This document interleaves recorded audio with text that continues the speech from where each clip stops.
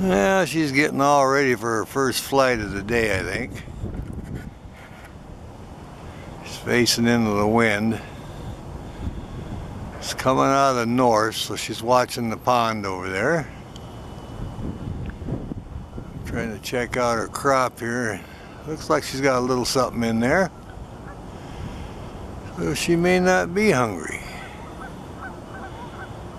Anyway, it's plenty cool today, and it's a north wind coming right out of the north.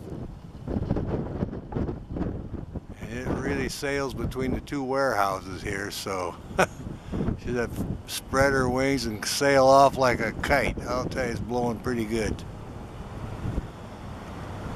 Looks like her priority is just getting them feathers squared away. Alright. Well, we'll let her continue with her preening, and we'll check her out and see what else is going on here.